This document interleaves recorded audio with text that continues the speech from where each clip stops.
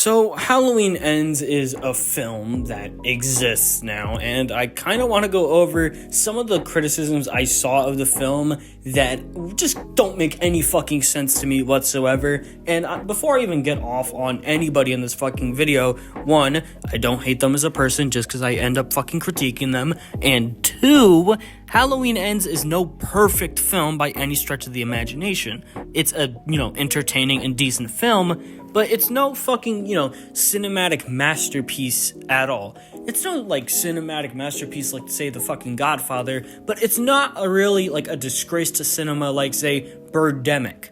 Let's get off on one of the complaints that I saw throughout a lot of shitty fucking, video essays that I just saw in the fucking movie, and that is Michael being weaker. Also, yeah, I hope you're happy, Solage. I had to watch shitty video essays on people shitting on the fucking movie and proving no valid point whatsoever. So yeah, you kinda won in that fucking regard, dude.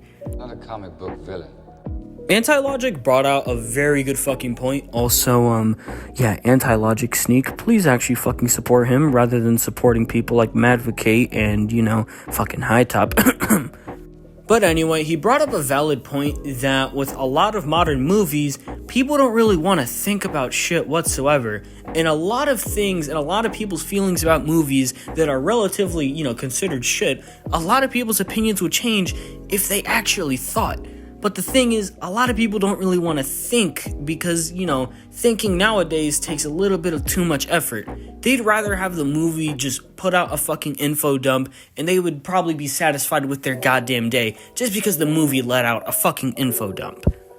Michael being considered weak is a point that a lot of people bring up in these shitty videos, and to me, it's honestly quite fucking stupid how people don't understand this. The whole point of Michael being old and all that is to prove that he's not like Jason, and he's not like Freddy or Candyman. He's an actual human that could, get shot, stabbed, fucking bled to death, pretty much fucking anything. There are so many ways that you could pretty much just kill Michael Myers because, well, he's human. He ages like the rest of us. That's the whole fucking point of it. And also, Michael is old. This dude is in his 80s. You expect him to go around and just start fucking murdering people like the goddamn Terminator on bare testosterone?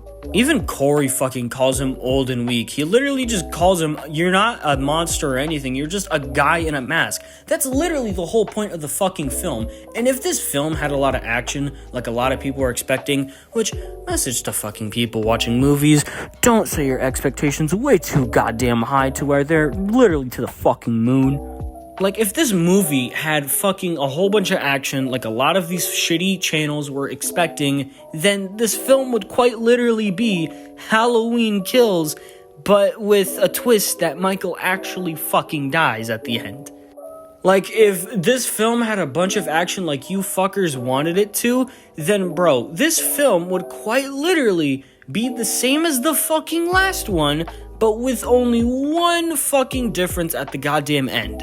And then let's get on to shit that other people kind of fucking, just ignored the point on, and that was Corey. Where's my face?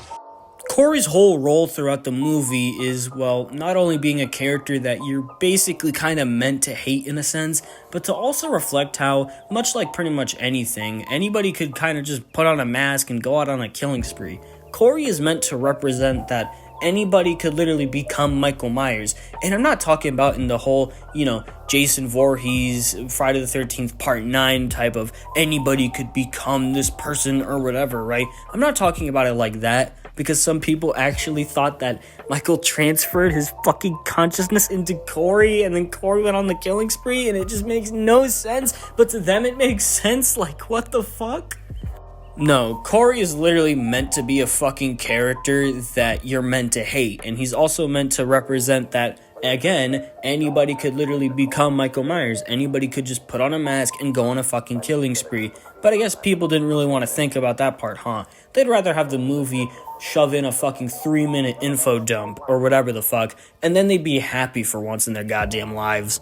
I've seen people come up with excuses for shit like, oh, Michael is, nobody fears him anymore, so he's weak. Okay, this isn't fucking Freddy versus Jason, so don't try pulling that bullshit on me.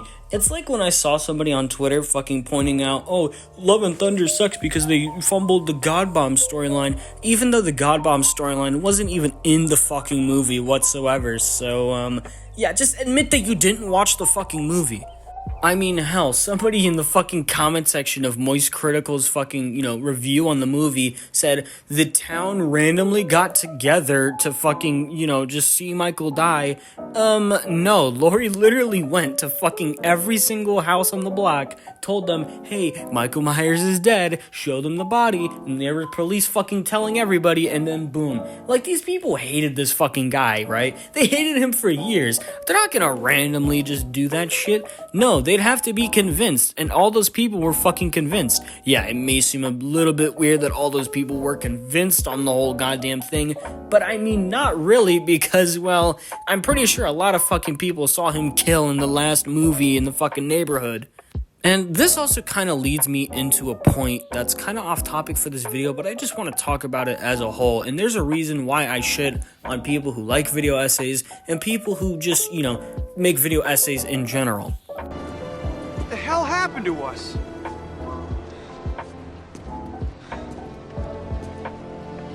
What happened to the American dream? If there's one thing that pisses me off when it comes down to most modern day media criticism is that these people clearly don't watch the fucking thing that they're criticizing, or at least if they do, they don't really watch it, like, to an extent. They don't really pay much attention to it, and then they just complain about something and expect people to just think the same way as them, kinda like High Top did with the Spider-Man movies. Hey, I'm not making a video on that because that's been done to death, but I kinda wanted to point it out, so you get a little gift from me on that regard. Video essay channels, along with the fact that, the whole anti-SJW era thing in 2016 was a thing, I feel as if that basically ruined a lot of media criticism in general.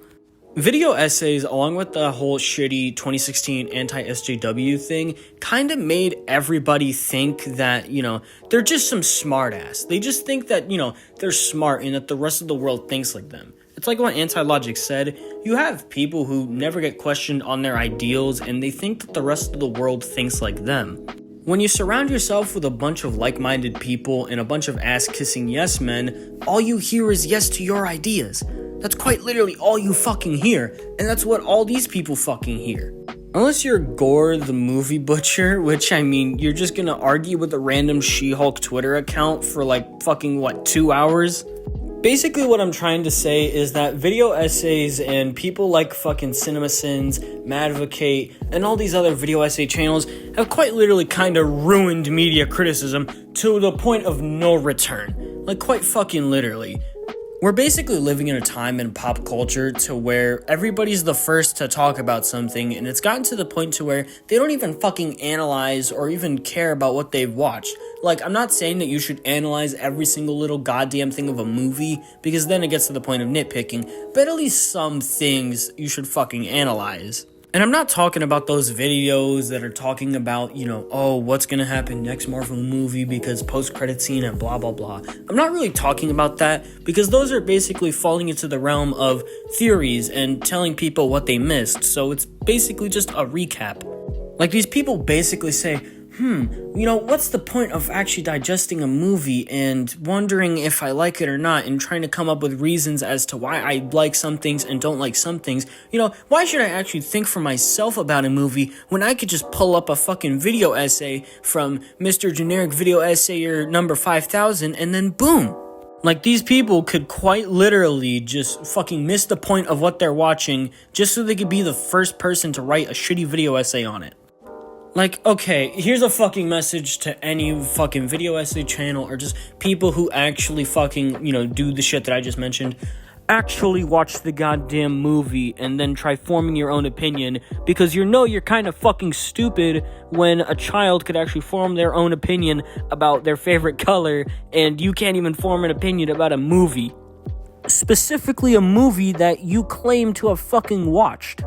Like, you didn't actually watch the new fucking Spider-Man movie or watch the new Halloween or watch the new whatever fucking movie, right? Just by watching a fucking video essay on it, you didn't watch the movie. You just watched some awful critic talk about the movie. Also, on the contrary to, urban fucking belief, I actually don't really hate video essay channels, although I do hate a lot of the fucking videos they produce because it just feels soulless and mindless and all just feels the same goddamn thing. Plus, I'm fine with them as long as they're actually, depending on the time, it will actually fucking point out some shit, like actually analyzing things and not just pointing out the same goddamn bullshit that everyone else does. But let's all be honest, they all do that, so I can't really even fucking, sit through a video essay because they're all the goddamn same. And I have 2 words for you: cinema sins. Whether it's satire or whatever, they've basically just brought in a new, really awful and shitty generation of quote-unquote criticism to where it's not even funny. They'll just keep on ringing a goddamn bell sound in the video and just keep on nitpicking. Like, it's not even criticism at that point, it's just fucking nitpicking. And I'm aware that CinemaSins does this shit for a joke, but people will actually go through and follow this fucking format for no reason. It's a shame that we live in a world where people just want to be the first to talk about something so bad to where they'll miss the point and then try and use it as a fucking quote-unquote valid critique of whatever the fuck they're talking about. It's kind of sad how that's literally what everybody's been fucking doing nowadays. And I'm sorry if I'm sounding like I'm beating a dead horse, but I just get so annoyed when I see it and I just end up constantly fucking talking about it because it annoys me so goddamn much. Had to go get a fucking drink or something. Making these videos makes me dehydrated as fuck. But I just want to say that, I want to thank you guys for getting me to 300 subscribers. I actually did not fucking expect to reach this milestone. And I say this because, well, my channel for the past fucking few months has kind of just been in a weird little spot of like some growth and some decay. And it's honestly kind of been a little bit weird, but I'm just glad that it actually got through that stage and began to grow in the end. I'm actually happy that I managed to reach this fucking milestone, and I want to say thank you to pretty much fucking anybody who subscribed to me throughout this stage in my fucking YouTube channel. And before I end the video, I'm actually gonna leave out a few channels, and I'm actually gonna post pictures of these channels' names and all that shit, and I actually want you guys to go ahead and subscribe to these channels. Again, thank you fucking guys. Just straight up fucking thank you.